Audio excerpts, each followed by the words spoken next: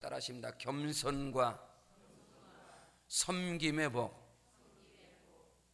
여러분, 기독교의 신앙은 겸손이 능력이고 섬김이 능력인 것을 믿습니다. 예수님께서 분명히 마가복음 10장 45절에 인자에 온 것은 섬김을 받으려 함이 아니요 도리어 섬기려 하고 내 목숨을 많은 사람의 대성물로 주려 함이니라. 할렐루야. 예수님의 섬김이 뭔지 아세요? 목숨 내놓고 섬긴 거예요. 자기 목숨으로 섬긴 예수님의 섬김이. 어저께 KBS FM 라디오에서 2011년 사랑과 섬김 남는 캠페인을 했어요. 어저께 인천에 있는 민들레 국수집이 나왔어요. 민들레 국수집이 나왔는데, 민들레 국수집을 경영하는 그분은 카톨릭 신자세요. 그거를 제가 들으면서, 제가 이제 KBS FM 라디오를 들으면서 참 가슴이 아팠어요.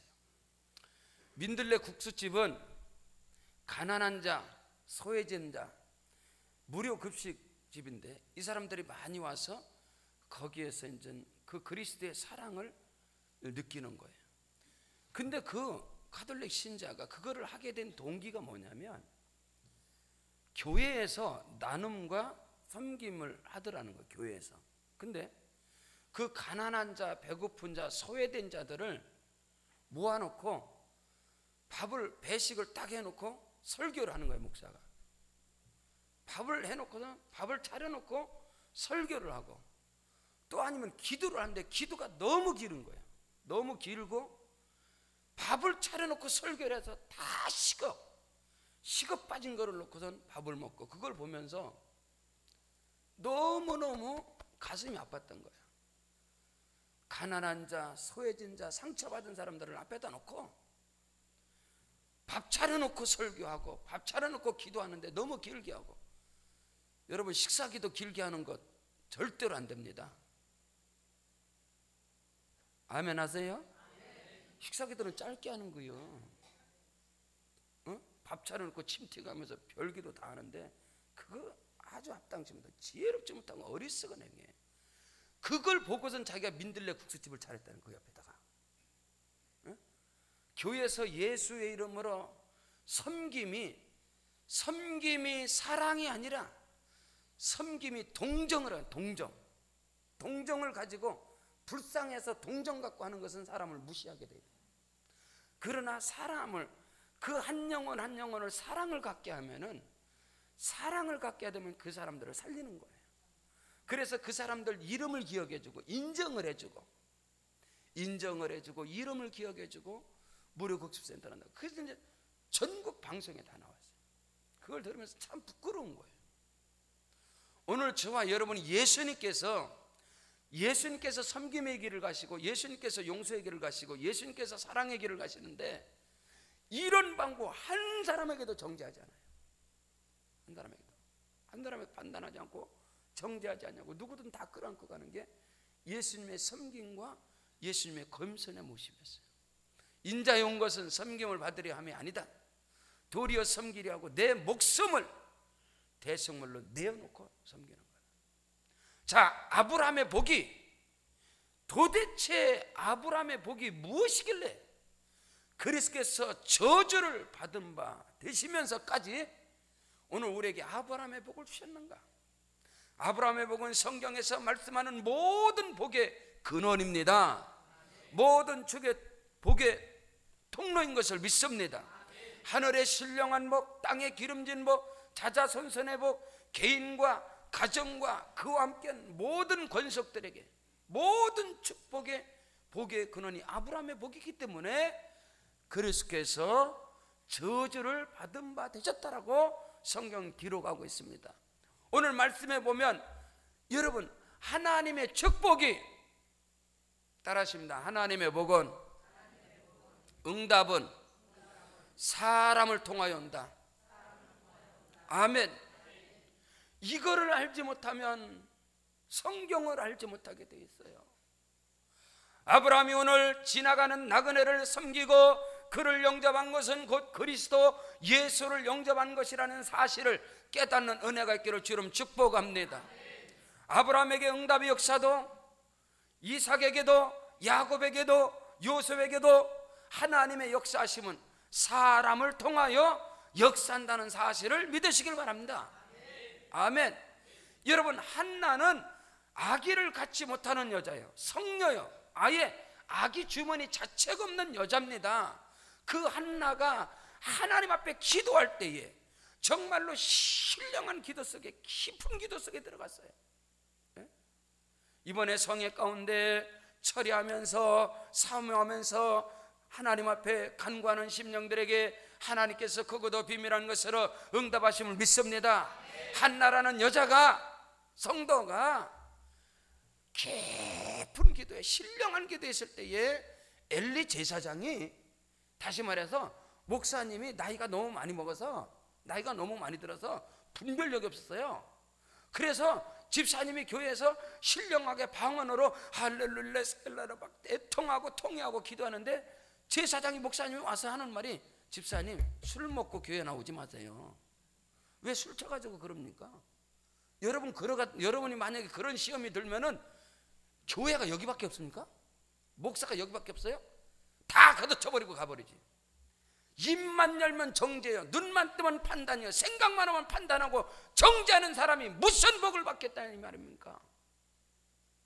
한나라는 여자가 사무엘상 1장 2장을 잘 읽어보세요. 한나가 뭐라고 한지 아세요? 당신의 여종이라고 말합니다. 그 엘리 제사장에게. 사람을 통하여 하나님이 기적의 역사를 이룬다는 사실입니다. 자, 사무엘상 1장 찾겠습니다. 어떤 고백을 하는가? 오늘 우리는 너무나 많이 살아가면서 판단과 정죄에 익숙해 있어요. 찾으세요. 사무엘상 1장 17절 18절.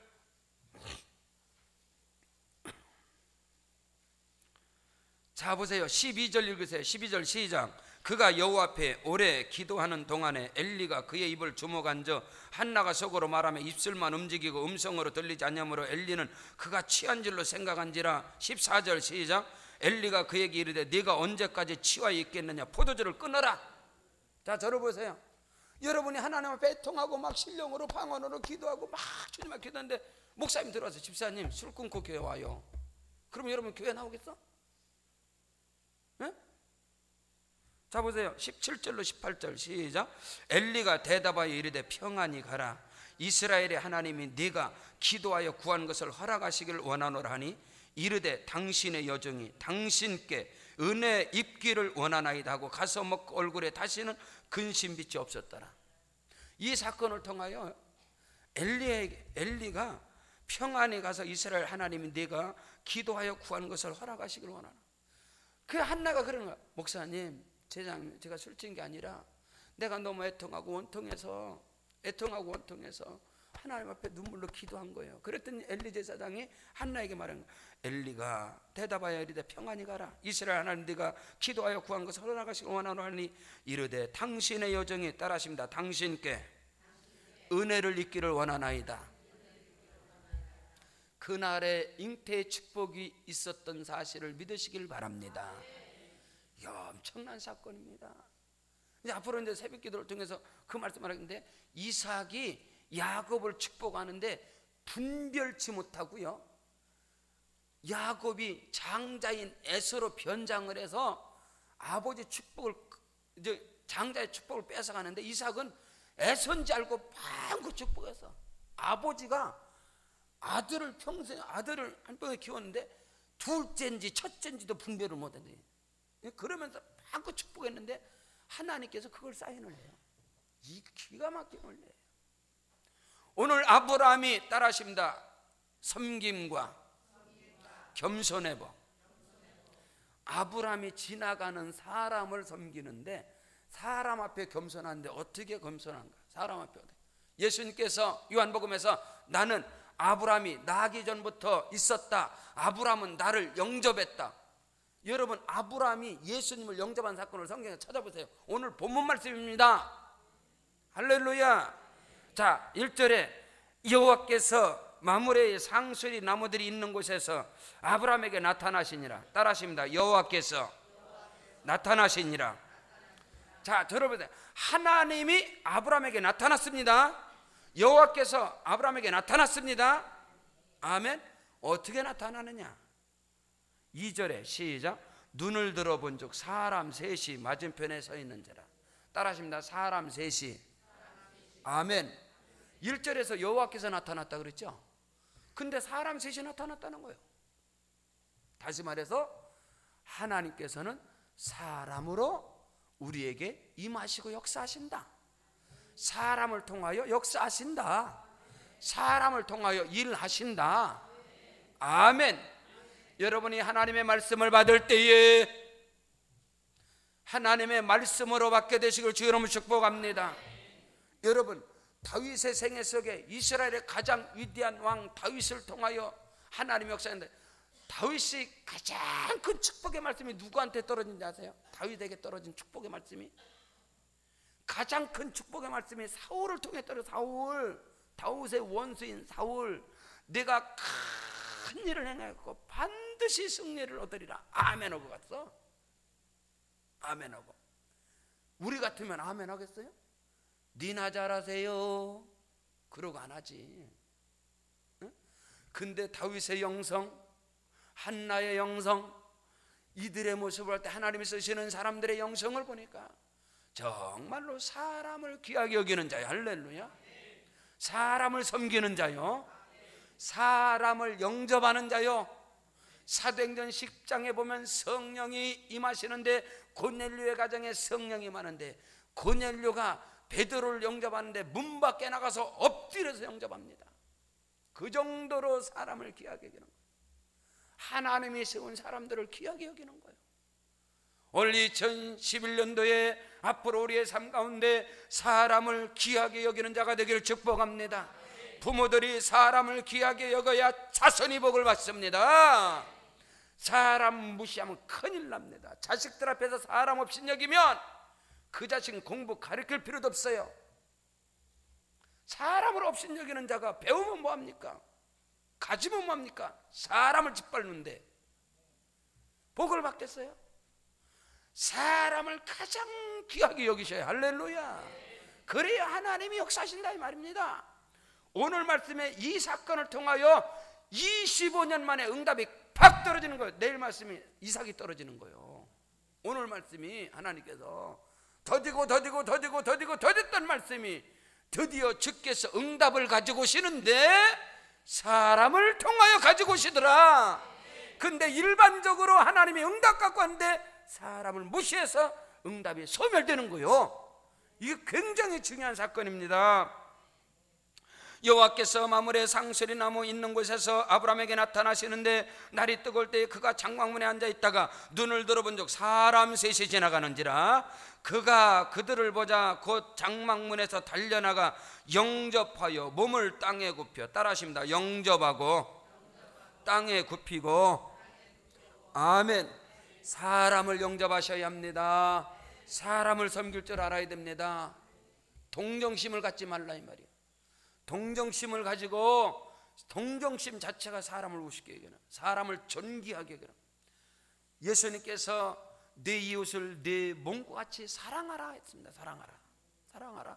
동정심이 아니라 저 사람 불쌍해서 사는 게 불쌍하네, 그거 아니다 이 말이에요.